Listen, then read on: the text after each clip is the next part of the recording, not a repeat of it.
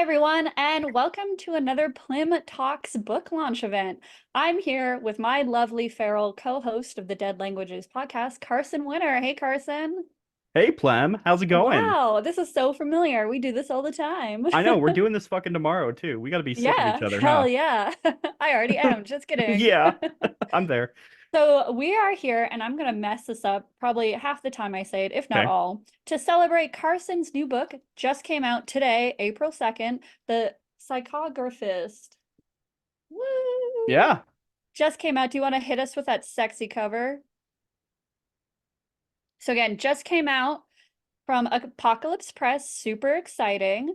And Carson, if you don't know him already, even though he's feral and should be well known, if just to avoid him in the street, Carson Winter is an award-winning author, punker, and raw nerve. He's the author of Soft Targets, out now, and The Psychographist, out now. His short fiction has appeared in Apex, Visterion, and Chthonic Matter Quarterly. He lives in the Pacific Northwest, not for long. Well, So, welcome, Carson. Thanks for letting me host your party. Plem, thank you for agreeing to take money from me and putting this on. Hell yeah. Anything for a quick buck. 20 bucks is 20 bucks, isn't it? So let's dive into the fun little interview questions. Of course, Okay. for anyone who really loves Carson Winter's writing advice, I've actually interviewed him quite a few times. So again, if you go to my YouTube list of launch parties, I think I've done Post Haste Manor, and then you helped me co-host the 90s Yep. book launch. So Carson has actually been on a lot of my YouTube videos. So you could creep on him more if you really like that parasocial relationship, which we all Please do. do. I've Yeah. always wanted to form a Have a parasocial, stalker? yeah, Yeah. relationship with my audience. Hell yeah. Hell yeah, brother. Come to my house and take a shit in my toilet. That's what I want. I want to Oh, wake up with someone else's shit in my toilet. that's cute that you think we don't assume that you just leave your shit sitting in the toilet the whole time. Well, I mean, that's just because it clogs. Okay, so then they're pooping on top of your poop. Well, yeah, but that's just how you add to a stew. You got to start with a base. Oh yeah, it's like the cast iron pot, how you season Yeah. it. Yeah, Yeah, exactly. absolutely. You season the Absolutely. bowl. Yeah. So let's jump in. Welcome, Christy. Thanks, Kirsty, for joining. So the psychographist, say I almost messed it up there. Can you tell us a little about the book, keeping it as spoiler-free as possible, since it did just come out today? So let's start with the ending. Uh, Okay, just no, dive no. right in. No, it's about a family of four kind of living in a small to medium-sized town in the United States, and they are having money problems, as many of us do in the United States. And there is this kind of strange being person guy that comes to town who is a psychographist. That's what he calls himself. His name is Mr. Cormorant, and he offers them a deal, basically, to spend a whole month in their home with a mysterious product as a focus group. And then from there, things get weirder and worse. I mean, as is standard with a Carson Winter story. Yes. Okay, so what were your inspirations? Like we've talked about on the podcast quite a bit that you have a marketing background. Does that feed into your writing a lot, especially with writing this one? Yeah, for sure. I actually think I wrote this while I was actually working on my bachelor's in marketing. And when I kind of got into that field, or rather, when I settled on that field, because I was kind of in a place in my life where I was working a dead end job. I didn't know what I wanted to do, but I knew I wanted to stop working retail. I went to school and kind of just figured, like, hey, marketing is kind of a good halfway between like something that I'd want to do and something that would actually be kind of fun for me to do. Of course, though, the thing about marketing is that, you have to talk to other marketers, and it becomes I have a complicated relationship with marketing. That's what I'd say, is that there's things about it that I really like and things about it I really, really hate.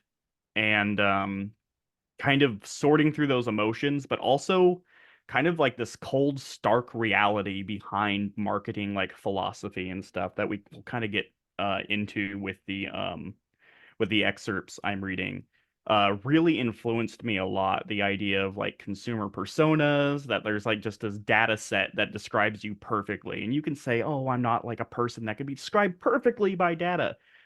But unfortunately, most of us fucking are. And that's just something we kind of have to face and deal with constantly. That's this very kind of insidious thing. So that kind of formed the basis for me is to like kind of look at ourselves through the eyes of like a marketing lens and then kind of see how bleak and disturbing that reality is.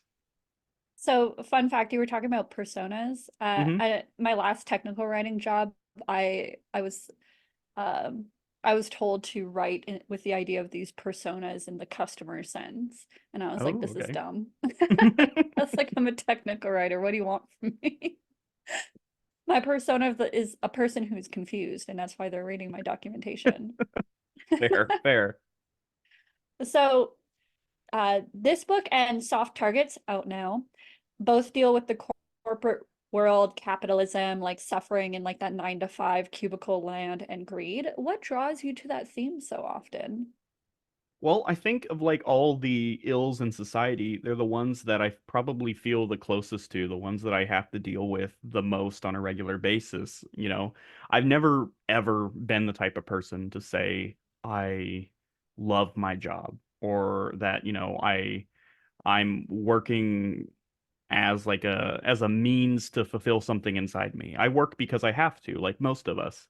And it's something that, for better or worse, I kind of resent a little bit. And it's always kind of on the forefront of my mind how these big corporate machines define so much of our lives, like 40 hours a week, every week. Mhm.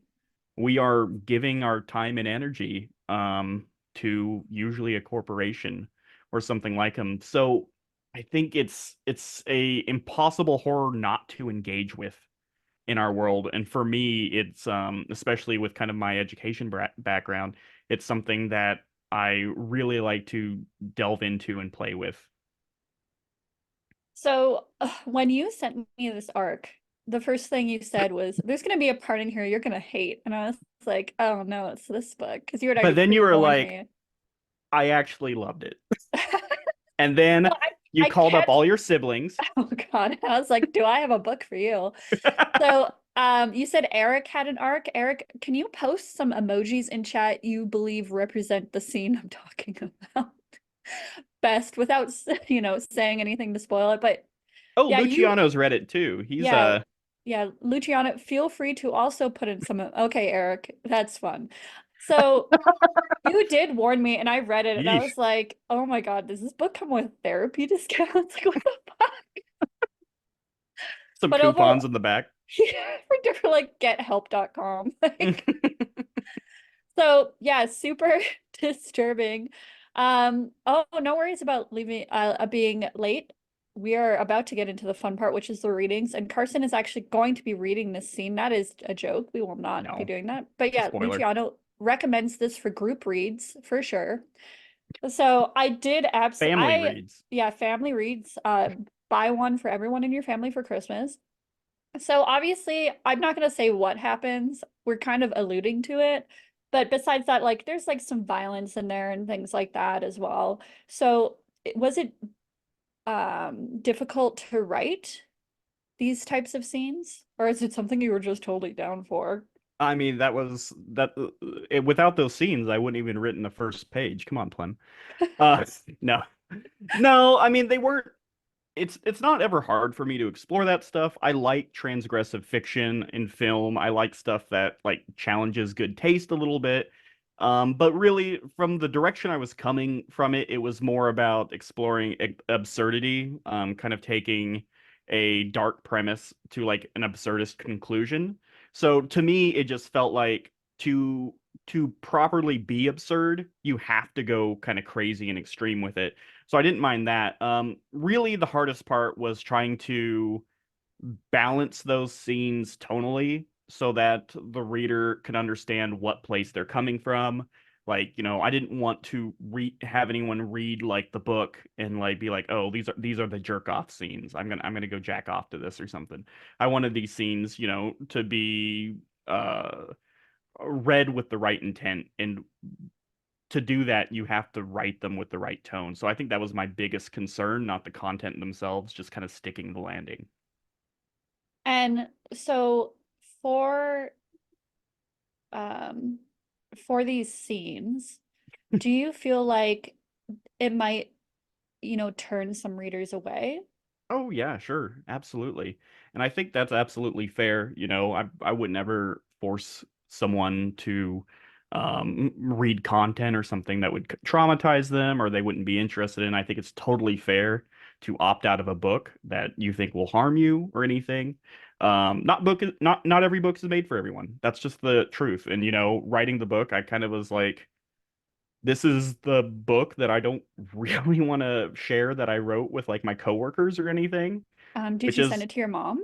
no. Well, she did pre-order it. I don't care. I mean, I guess like I don't want them to read it and like I don't want them to read it and be like, "Wow, Wow, my I son is looking for something I'm not ready to provide as a mother. But at the same time, like I feel like if you're an artist, if you're a writer or whatever, you do just kind of have to put yourself out there and be able to take the hits, take the criticism. There's going to be some criticism. There's going to be people who hate some of these scenes. There's going to be people who are going to look at me weird, and you just you gotta just kind of follow your own artistic heart and see what happens. So, what are you hoping readers will take away from The Psychographist? I think I want them to feel a sense of being seen and heard. I think it's a very, very bleak book about the nature of our lives and how it relates to capitalism. And I feel like that's something we all kind of feel the pressure of on our shoulders in some way or another. And I feel like if you get into this book, if you read it, like maybe just for one, like, I don't know how long it fucking takes to read a book. 6 hours? Let's say it's I six don't hours. know, like a For, couple minutes or so, I guess. you read my book in 2 minutes. I hope Yeah. those 2 minutes you're just like, "Oh, okay, somebody else gets it. I'm fucking pissed about stuff. This is unfortunate. This is the unfortunate reality we live in, but at least I feel like someone else is seeing the same shit." Eric did say in chat, this is Eric McHatton, who we've had on the podcast actually, and I've had on some of my events. I think He anyone actually who, replaced you for an episode too. yeah, and actually that's gotten like a million like listens. Everyone was Hmm. like, "Thank God Plim's gone." 1 million listens, I believe. Yeah, we broke Yeah, one records. million. It was ridiculous. So Eric says, I think anyone who reads this book all the way to the end will see the necessity of those scenes. Where Luciano says, shamefully removes neon jerk-off tabs from their copy of the book. Love that. Now, last, I do feel I wanted to ask this because we do have the writing craft podcast that we do. So Oh yeah. I must ask you this. What is one piece of advice you'd give to writers out there? Oh man. I think the best thing you can really do is persevere, I think, in writing, is that you just have to acknowledge it's a fucking long game. Like it is just gonna take a while to get where you want. And to resist moving the goalposts for yourself as hard as it is. And I still have trouble with that. I remember 5 or 6 years ago, it was all about like just getting that one story published or whatever. And then after that, I was like, well, I need a novella or a novelette or I need a novel and stuff. And you keep constantly kind of digging a hole inside of yourself that you need to fill. Um, Writing is fucking hard. It's slow. It's competitive. Give yourself grace and acknowledge that if you do it for long enough, you're gonna at least be able to accomplish your artistic goals with it. It's really just a marathon. That's what it is. Perfect. Now, as part of the event, we do have three giveaways. Fuck yeah, we do. Yeah, the first two, you can have a chance to win a signed copy of the book. So Carson will mail it out. But the Yeah. last one, you actually get a copy. It was of Soft Targets, The Psychographist, and Yeah, see, there you go. And Split screen. Split Screen Volume 1. Yeah, So, yeah, that's super exciting. so exciting. Hell yeah. And they're all signed. They'll all be coming from Carson Winter himself, so slightly Well, smelly I'll maybe. actually have my assistant sign them. Oh, so cousin wife. Got it. Yeah, I'll have my wife sign them. Yep. So we'll do the first giveaway now. So everyone give me gems in chat. Drums of the chat. Gems in the chat, or I won't roll my thingy. My wheel. My thingy was a weird thing to say. Yeah, there we go. Stop There's the touching your drums. thingy. Don't tell me what to do. You're the one who wrote this book. Okay. Do we have a, I'm gonna say this wrong, Tim Peggy? Paggy? Paggi? Tim Paggy? Oh, hello, Tim. Winner. Paggy. Tim Paggy, thank you. So after the event, I will reach out to you with the email you used to sign up for the event, and I'll put you in touch with Carson so you can get your shipping address. Haha. And I will send you that fucking book this week. Yes, and you can absolutely request that he fart in the envelope before he sends it. Yeah, I Absolutely. mean, I guess if you if you really need that, I sure. mean, they are here for our Carson Winter event, so Oh, that is true. yeah, Okay. you know. Okay. So now this is usually everyone's favorite part besides the giveaway. So we do have two readings today. So Carson has picked two sections of the book to read from. So we're going to go on ahead and fit the fartographist. Thank you. Thank you, P-Barb. Classic peak humor right there. I've gotten so tired of fucking writing this title. Like I seriously, know. it's so Same. hard to type. It's not So even I've my just started book. doing like psych, blah, blah, blah, like just whatever. So do you want to dive into your first reading then?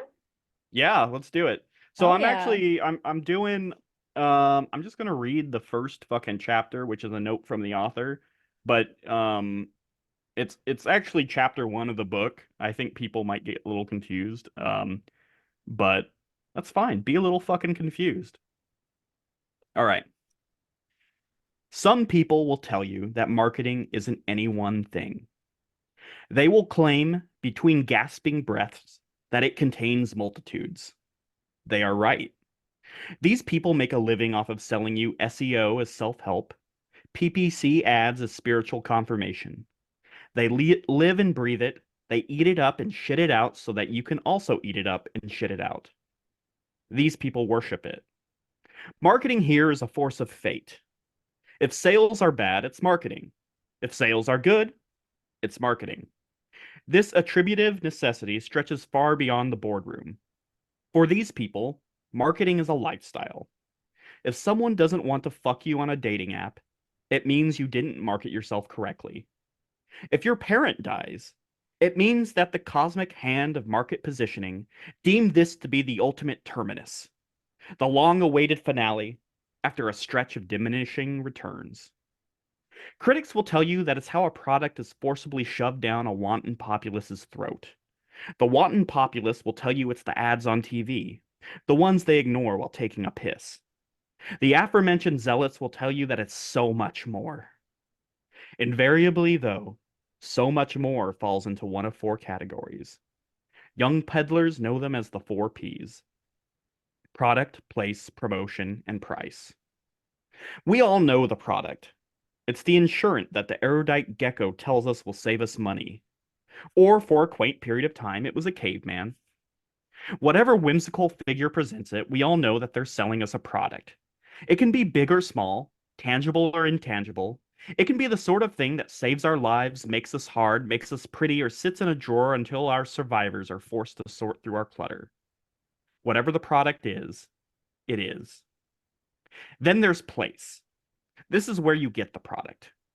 Look closely next time a talking animal asks you if you need insurance. Is there a website? Is there a store? This is where your product resides, where your customer can traverse the dark and stormy whatever to get what they need. Walmart, Amazon, your friend's Etsy, these are all places. You can also think of place as the beginning of a hero's journey, that ancient story structure that serves as the skeleton for Star Wars, Harry Potter, and Gilgamesh alike. This is the customer's hero journey, where they travel to the underworld with their card in hand and come out victorious. They arrive back in their homestead carrying the product by its wild hair as it bleeds violently from the neck. The customer has won. They have hunted and gathered. They went to the place. Promotion is what's carved into every surface we rest our eyes on. The word gets out and it never stops. It circles from person to person like a virus. There is no safety from promotion. This very book you're reading, how did you hear about it? Was it a recommendation? A Goodreads review? Did the algorithm on your favorite book buying platform push the pretty cover right in front of your eyes? To acknowledge promotion is to acknowledge a lack of free will, that the world over is absent of decision making, that people are not made for original thought. Instead, they are machines activated by opportunity. We see the bait, we chomp down, we swallow happily. But really, how often does it come down to the price? Every time. The answer is every time. The price defines the lengths we go to capture our product. For the right price, anything is worth it. These four P's make up what we call the marketing mix, but it is really only the beginning. There is more, of course. There are funnels and SWOT analyses. There are channels and there are calls to action. But the most important part of this is you. That's where we enter the world of people. It is people who feed this ghastly engine. There is a field of study called psychographics that aims to study the human consumer. It lists your likes and dislikes, analyzes your patterns and motivations. Psychographics is the tarot reading of the 21st century. It is where we decide who buys the product. What kind of person needs this thing? What kind indeed? Somewhere there is a consumer persona of you, exacting and insightful. May you never have to witness its unvarnished reflection. Have I been saying it wrong this whole time? No, because those are different words. Oh, okay. I was like, oh no. I was like, shit. That actually hit really hard. So I was laid off Hmm. in December, and as part of the severance package, they got me like this career counseling service where like they'll look at your resume and stuff. And one of the biggest things that they talked about was like, what's your personal brand when you're selling yourself? And I was like, what? I Yeah, was that's like, gross. nothing. I'll technical write for you and you'll pay me money. Like, um, James says that was fucking cool. Eric says that was dope. John Hill gives you a fire emoji. Uh, P Barb loved the quote erudite. Did I say that right? Yeah, I think so. At least Cool. that's how I said it. Gecko. Yeah, I don't know. Fuck words, right? Yeah, words. Who even uses them anymore? Lame. Lame nerds. All right. Yeah, I really like that intro and it like hit harder mainly because I was like having to go through all those hoops of selling myself on the job market. It Look it at is me a go. disgusting feeling, right? Yeah, you do kind of have to pimp yourself out. And I've learned that now on resumes at the very top, they like you to have a branding statement.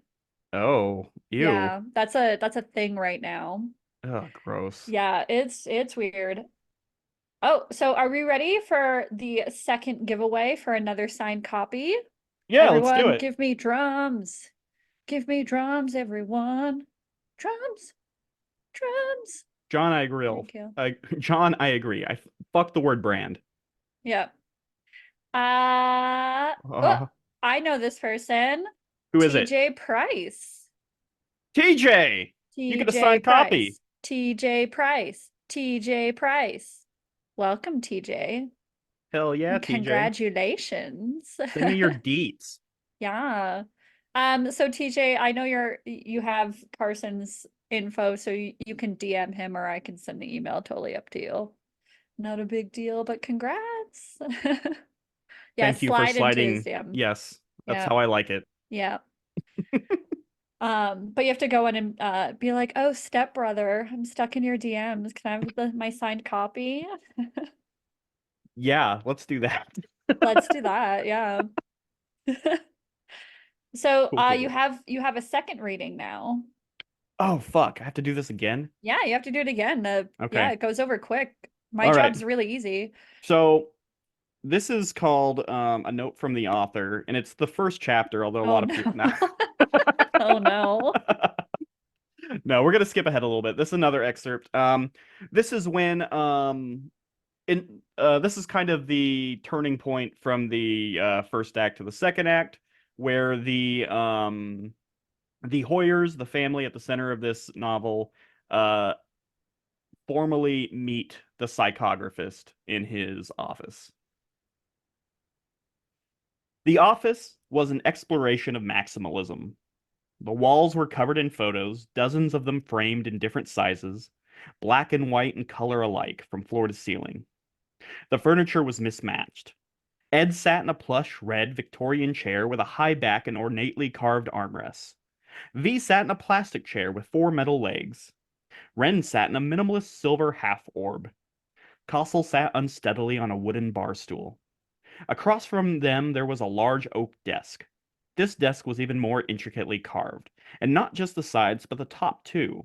It was a tableau of roaring lions, knights, dragons, caskets, saints, and virgins. Medieval, perhaps, or at least an impression of medieval woodcuts. It was so carved up, though, that it ceased to function reasonably as a desk. Kossel imagined trying to sign a simple paper on it and having the pen stab through into the carved grooves behind it. Interestingly, too, despite the ready assortment of chairs, the man across from them did not sit in a chair. The desk was raised on stacks of old books, and the man behind it stood.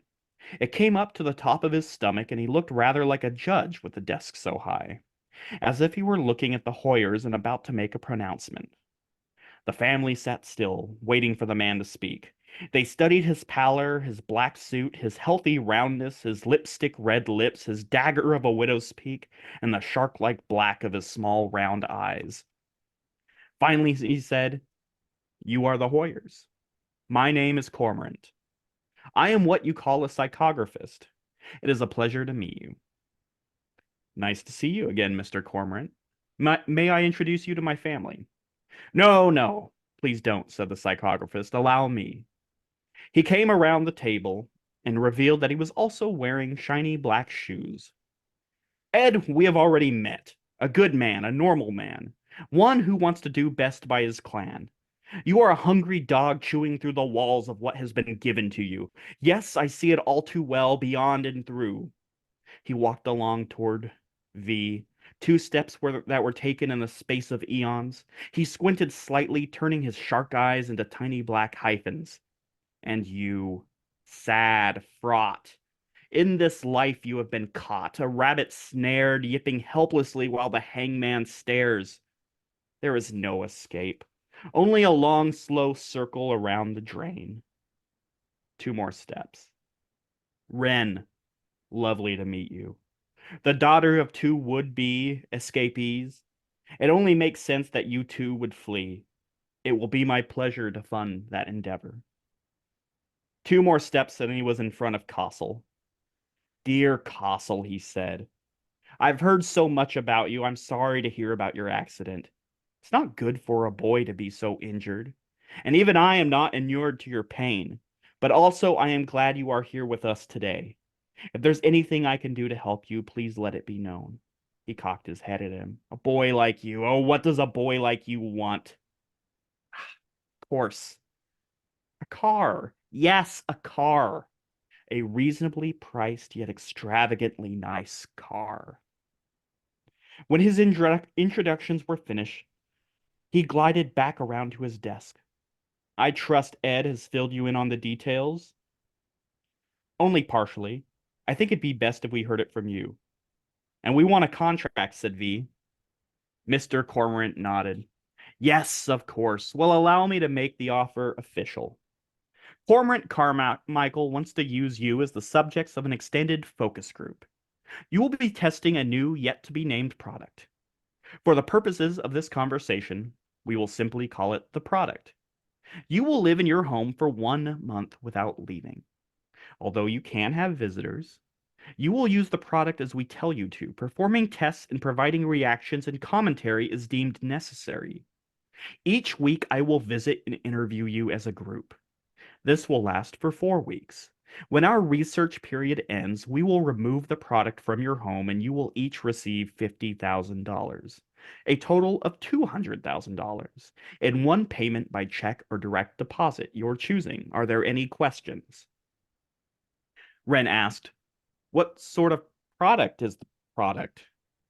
Part of the agreement is not knowing, I'm afraid. We want blind reactions, said Mr. Cormorant.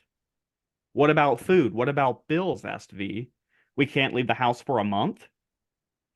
Our organization will pay your bills and provide you food for the month you stay with the product. What about school? Asked Kossel. I'm afraid you'll have to miss it. Or do your schoolwork from home. Given your situation, though, I don't think that will be a problem, will it? I got an email the other day asking me when I'd be back, lied Kossel. The psychographist grinned. Is that so? Yes. In that case, perhaps you can hold them off a little longer. 1 month isn't so long. You could say you tripped climbing these stairs, perhaps. Kossel felt as if he'd been punched in the stomach.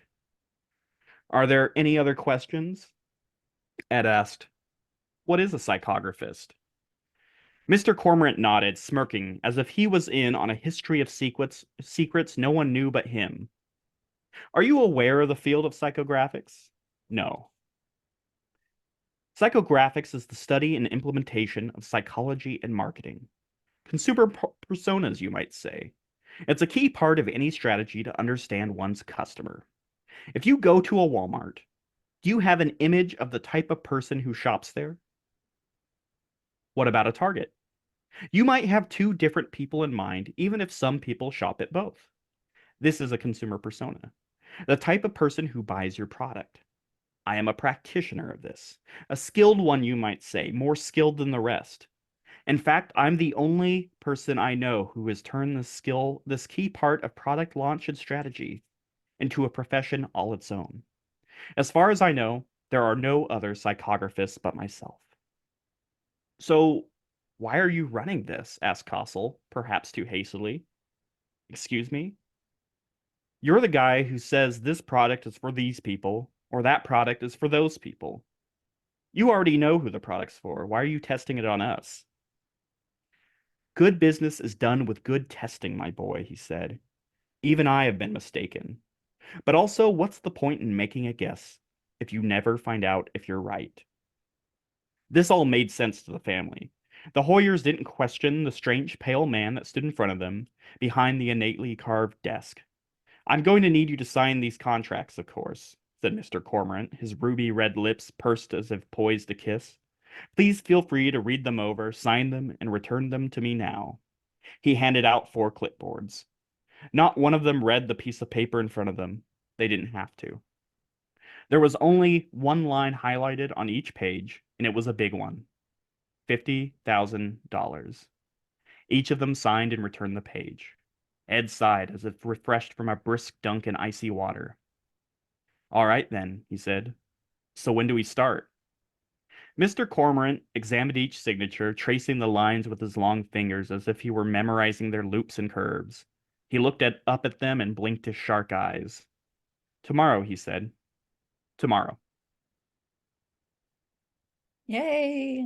Thank So you. Eric says he's so glad you chose to read this part. Oh Thank yeah. you, Eric. Thank you. So we do have one last giveaway, but before we do, I wanted to ask, so we actually recently had an episode on the Dead Languages podcast on live readings and how to choose what to read.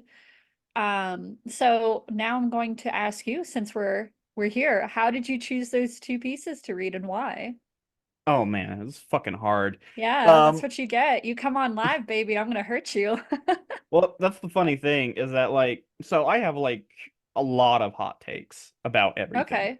Yeah, hit us Um, with it. my hot take is that when you're doing a reading of a novel, you should never read an excerpt. But also my other hot take is I don't think there's many other options either when you're promoting a book. And reading from the beginning of a book uh, can give a reader like the initial hook, but it doesn't really give them action. So it was kind of a tough decision to decide, okay, first, what's the primary excerpt I'm going to read? And talking with various friends, Eric was very influential in this pick, was the discussion between the family and the psychographist, because it sets up a lot of ideas. But then earlier we were like, hey, we have a lot of time. And I was like, oh, okay, I'll read something else too. And I decided to read from the beginning because I also think that sets the tone for the novel the best. So it's really damned if you do, damned if you don't. I'm looking forward to the reader mail being like, hey, take your own advice, motherfucker. Yeah. But I refuse to. Yeah. Yeah, fair. Be a rebel. P Barb says, damn, that was good. John Hill wants to know what is the product. Gotta Then read it. P Barb says, I'm gonna read the copyright page next reading I do. Good call. Good Yeah. call. Uh, Assert dominance. yeah, Luciano asks, agreed. What do you think, Carson? Who plays Cormorant in the movie? Honestly, I'm seeing Paul Giamatti, and Eric says Noel Fielding, maybe. Oh, Paul Giamatti is actually a really good pick. I hadn't thought of it much. When I was writing the character, I had a couple of like mental references, and one of them was that weird dude from Lost Highway, if you know what I'm talking about, No. any of you in the chat. And the other was Danny DeVito's The Penguin. Between both of those, that was kind of what I was drawing upon. Um, I could also see like Udo Kier. I don't even know if Udo Kier is still alive, but I feel like Udo Kier would be a good pick too. Christy says the Lost Highway dude, definitely. Yeah, Chris Yeah, knows. yeah. All right, so we're gonna do our final giveaway. This is the big one. This is 3 copies of Winter books, all signed, maybe kissed, maybe a little kiss on them before they get sent Oh out. yeah, I'll give him a little smooch. Yeah, give them a little smooch. I'll put on my psychographist lipstick and Yeah, kiss the books. there we go. Uter Thank you Cure for is still looking. alive. Yes, Thank you for thank you, looking, P-Barb. Patrick. Okay, everyone, hit me with those drums. We'll do Drum this it out, final homies. giveaway, and then afterwards we'll do the Q&A, so you can ask Carson more questions. Yeah, just think up questions Yeah, now when you're yeah, not put on the spot yet. exactly. Okay, James Ambrose? James Ambrose, are you here? Hello, James. Yo! Congrats, you won 3 books from Carson Winter. 3 fucking books! All signed, shipped to you with little kisses. So I again, will have my cats nuzzle them too. yes, exactly. A little kitty love too. So after the event, I'll reach out to you via email and put you in contact with Carson so he can get your shipping address and send you those copies. So And if you congrats. and if you do decide to read all of them, because I Yeah. also I have the issue where I buy books and I don't necessarily always read them, but whatever, it's not a big deal. If you decide to read all of these, I want to see the ranking. Yep. I want you to rank them all. James does want to see you kiss the books on cam, though. Okay, cool. Yeah. That'll Yeah. be on my OnlyFans. Okay, yeah, yeah. So subscribe to Carson's OnlyFans. He's under Oh no, no, at no. That was only 69 winged. fans. That's just Oh, family only. oh, okay. Oh, never mind then. Never mind. Okay, so that's been the giveaway and the readings. Super exciting. Oh, Eric's already ranked them. The Psychographist, Soft Targets, and Guts of Myth in that order. I would say Guts of Myth, Psychographist, and Soft Targets is my order. Oh, interesting. Yeah. Okay, okay. I could see that though. You're a big genre fan. Yeah, I am a big genre fan. That's why it's number one. Yeah, that's good. That's good. All right. Okay, so if anyone has any questions, you can put them in chat and I'll read them out. Carson, I have one already. Okay. Okay, so who, as somebody who does marketing, who is the persona for your book? Ha! So I think it's probably other weird fiction readers like myself who specifically are probably into authors like Thomas Ligotti, Brian Evanson, Nicole Cushing. They're going to be people who kind of are honestly probably also writers like myself. We joke a lot about on the podcast that we're basically writing for other writers. I think I've just kind of embraced that reality that the books I'm going to write are going to appeal mostly to other writers, people who are deep into the weird fiction scene and stuff like that. But yeah, that's a great question, actually. Yeah, thanks. I know. It's like I do this on a regular basis or something. Oh yeah, you're a killer. Oh, thanks. Oh, and also I put the link to the book in chat. So if you didn't win, but you still want to read it, it is out now. You can literally buy it right now using that link in the chat. Okay, another question. Again, marketing. What is a marketing tip you'd give to another writer? Because we all know writers kind of hate marketing. Oh God, yeah. My number one tip would be to build a mailing list. And that's mostly because one thing we're seeing a lot right now in the writing world is that previous strongholds in like social media, like Twitter and stuff, people are leaving after kind of Elon took it over. And we're not really seeing a new social media that is taking hold, and that means we can't rely on these platforms to reach our audiences anymore. So what I would recommend, and this is me not necessarily taking my own advice because I don't really like to do marketing after my day job, but focus on building an email list so of people who opt in and are interested in your work, that have that connection to your work that you can push, articles, interesting, cool stuff that's going on in your writing life too, to keep them engaged. And also make that a very key part of your website, your online presence. You can also use stuff like, I believe, BookFunnel to build those mailing lists too. If you're I think they work for people who write kind of more like towards the traditional commercial side of fiction, more like straight genre rather than literary. But I did have some success running some various small time promotions there to gain some folks to my mailing list. Perfect. Eric does say, I think Green Tree has huge normie appeal. Is that an upcoming book, Green Tree? Yeah, That's the that is. Scarecrow one, right? Yeah, Spectre is Haunting Green Tree. That's Yeah. going to come out this summer from Tenebris Press. And I Nice. agree. That is actually that's my most normie book. It is like written as almost like an 80s paperback So type of you're thing. saying I would love it. It's going to be your favorite. But it's Okay, still let's about how go. capitalism sucks. Whoa. Luciano asks, I'd love to hear more about Carson's original intent when he began studying marketing. Was it all prep work for this book, or did he have alternate dreams once upon a time?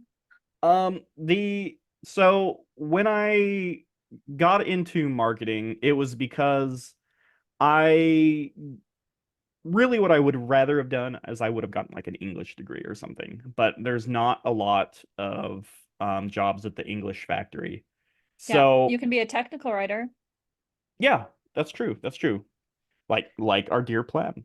So marketing was kind of that compromise for me. It was something that involved creativity, but also was kind of a necessary part of a lot of businesses. I didn't plan on writing a book about it. It just kind of happened. It just it was a big part of my life, and I feel like fiction for me first and foremost is about self-expression. So that's what I was going through. That's kind of what I was having that internal tug of war about at the time. So that's what I wrote. TJ wants to know what songs you would pair with the opening and closing credits of the movie Oh, version of The Psychographist. fuck. Okay, I have no idea, but I would say my gut instinct says um they both have to be like the most vapid, like poppy radio hits on both ends. They have to be like food designed for mass consumption or something. Tim Paggy, hopefully I said that right. I'm so interested with writers who write about capitalism, and I'm curious if any random professional contact of yours has read your work, and if that changed your relationship with them in one way or another, good or bad. Oh man, Tim, I can't even say what kind of bullets I was sweating when Soft Targets came out. And I'm not, Oh, bullets? yeah, yeah, that was good, Ching! right? I got you. Um, yeah, so that book it involves office shootings. That's kind of like a big part of the book is people fantasizing about workplace violence as like kind of a escape from the daily grind of capitalism, kind of turning tragedy into personal entertainment. And that was awkward for me, but it wasn't too bad actually. Most people didn't give a shit what the book was about. They thought it was cool that I had a book out, and but a couple people did read it, and I would say it actually strengthened my relationships with them because they read it in good faith. And they were like, "Fuck yeah, this is cool. I like this." A lot of the stuff that's like you're feeling, obviously, I'm feeling too, and stuff. I also had some coworkers go to like various readings of mine and everything. It was kind of strange, like seeing my boss while I'm reading from soft targets. But yeah, it's actually been way better than one would suspect. That being said, I have not put the psychographist order link in the Teams chat. Oh wow, I wonder why. Tim adds, yes, I was thinking about that when reading Soft Targets. That's amazing they were into it. I was Um, amazed too, but I think sometimes we don't give people enough credit. A lot of times, in my experience, people want to be cool, you know. and Eric says big Kuntz energy in Green Tree. I don't know if that's a compliment or not. I'll take it. P-Barb has a big question. What Mhm. was it like working with Apocalypse Party? What were some specific strengths you found in this author-publisher relationship? Apocalypse Party was really cool to work with, and one thing I like a lot about working with Ben is that he was like so clearly enthusiastic about the book. Like we all get like emails and shit when we're sending shit out. And usually even an acceptance is like maybe a paragraph. Like Ben wrote like a fucking novel of everything he liked about my book, which I just loved instantly. It instantly endeared me to him because I was like, this dude really gives a shit about this book. He loves it. But it was actually a really smooth process. I think I'm pretty easy to work with generally, except with it unless it's Plem. With Plem I'm very difficult, but everyone else I'm on my best behavior. And yeah, it was just an easy back and forth all the way through, and I would absolutely recommend working with Apocalypse Party. Eric adds on to the Kuntz thing. It's a compliment, you elitist. TJ says, depends on what period Kuntz, to be honest. Oh, who's the Eric elitist says, now? I mean like Watchers Kuntz. There you go. Should I read Watchers? Is it good? Is if I were to read one Coots, what would it be, Eric? We have another question, a lot of questions, so I'm trying to get through all of them All right, here. Watchers. Um, Christy asks, usually the question I end on, actually. You can tell she's been on a couple Plim Talk launch events. What are you writing next? I actually just finished editing my Sword and Sorcery novella. Um, it's actually right on the verge of being a novel. It's like 700 words from technically being a novel, but I just finished that and I'm submitting it now. I have another novel in the bank that I need to edit, and I have just recently started a new novel about a future where police reform has gotten to the point where they've started outsourcing policing to cybernetic sentient bears, and it is about a one bear cop kind of solving a mystery. I would say it's like a dark weird fiction cyberpunk noir thing about like having sentience forced upon you and feeling like you have to like clean up a different species messes. So And a lot of shit, a lot of shit. our bestie Just James asks, you guys had an episode on Dead Languages podcast where you talked about Stephen King making the characters in his book writers all the time and saying cool guy stuff like Ayo. Carson, is this story the beginning of your descent into King style projection? Um, well, maybe actually. I was just looking at some of these books and stories I've written. I've already started to see like weird shit that I just tend to do. I'm starting to see like more patterns and like verbiage and stuff I use. And as the more stuff I publish, I'm like, God damn it, I am becoming a piñata you can easily beat up on if you have a keen eye. So yes, but I also think it's inevitable if you write a good amount, you're gonna have some dumb shit and people are gonna pick up on it. And I am no stranger to dumb shit. James Ambrose asks, also everyone was going nuts for the bear Oh, novel good. in the chat. I'll get to that eventually, but just so you know, they're going crazy. They can barely contain themselves. Okay, this one is odd, but what would the psychographist's last meal be if the book was a person? Oh, an American cheeseburger. Okay, yeah, I know that one. Um, Tim Bloom asks, you've been mentored in a sense before and also mentored others. Do you think someone actually has to have a particular interest in horror to write it successfully? Yeah, I would say so. Yeah, I think you do have to be passionate about the genre to be able to write it.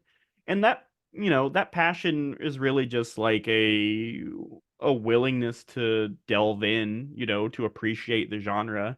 I think it'd be really hard for me to like write a genre that I didn't read or love to some degree. Like, there's a reason I'm not like a romance writer or something. I don't read the genre. I don't have a passion for the I genre, mean, and it would there's come out. romance in this book. Yeah, well, this one is the exception. But yeah, I do think to be a successful, however you would define that in the genre, yeah, absolutely. You should have some kind of passion for it. Uh, P-Barb hits back with a dad joke here. Marketing. Yeah, love Okay. that. Do you get the reference? No. I just King, laughing because it's a stupid like it looks like fucking what it looked like to me was like well, Avatar language. no, you in King, at least especially in the Dark Tower series, when you have a quartet, it's like your group of close friends. So marketing. Ah, It was a King okay. reference. Deep cut for me. Deep cut. Yeah, so a lot of comments like Bear Cop, Robo Bear Cop, I'm all in. Um, TJ missed the fact that an American cheeseburger means American cheese, TJ. Are you American or aren't you? Yeah. Get on Jeez. our level. James Smith says, just James says, excited about the sword and sorcery book. And then you got a few recommendations of different Kuntz books. So there was like Finally. Watchers and Phantoms and Patrick Barb making a joke, dad joke, of course. A lot of King's self-insertion in that series as well. Yeah, he literally writes him into the Dark Towers. Like King is literally a character in the Dark Tower series if you haven't read it. No, I've never touched the Dark Tower series. I've only seen Yeah. the horrible movie. Yeah. So he connects a lot of the worlds, or yeah, a lot of his book worlds into the series. And then he's actually a character in the series as the author who's written all the books, named Stephen King, if that makes Oh, sense. But yeah. cool. Should I read it? Would I like it? The Dark Tower Um, series? it's fantasy-ish. It's yeah, well, chat. Okay, so Christy says yes, read it. Tim says There books is no one movie. through three are good. John says that shit was an insult to anyone with eyes. Yeah, that's kind of I true. agree. But the best part of it was There is them no just saying movie. magics all the time. I love Yeah. that. Eric says Carson would hate all the world building. That's true. Fuck world building. I hate Yeah, that nerd shit. there is a lot. Weird Western metafiction. Yeah, yeah. And Tim also says that he agrees with Eric that you would hate it. But I do think that's all the time for questions we have because we're right on it. Everyone was just grilling you. So I'm going to share all the links again. So this is links so you can follow Carson, to the podcast if you want to order the book, but also to my YouTube channel in case anyone that you think would want to hear the readings or you want to share the readings. This will be up on my YouTube channel so people can listen to Carson read and be feral and talking about poop, as we do. Yeah, it does happen. And thank you everyone for joining us on this Tuesday night to celebrate Carson First Draft's winner's newest book, The Psychographist. Ooh, finish the beer on cam, chug it. There we go. Ah, That's and thank you so anyone, much, Plem, for doing this. yeah, of course. And the winners, I will send out emails right after this event and get you in contact with Carson so he can get your shipping addresses. And Fuck yeah. yeah, again, thank you so much for coming. If you do end up purchasing and reading the book, make sure you leave a review telling how you need therapy now and you're forever shooketh. You can never look at your sister and or brother the same way. And it'll make Carson's day. Do it for him. Look at I, him. Look at how cute he is. I do Don't you have want good to make him smile? relationships with my Yeah. siblings. Yeah, you do. Yeah, you do. And again, thank you, everyone. Thank you for joining us this evening. And until the next event, bye. Bye.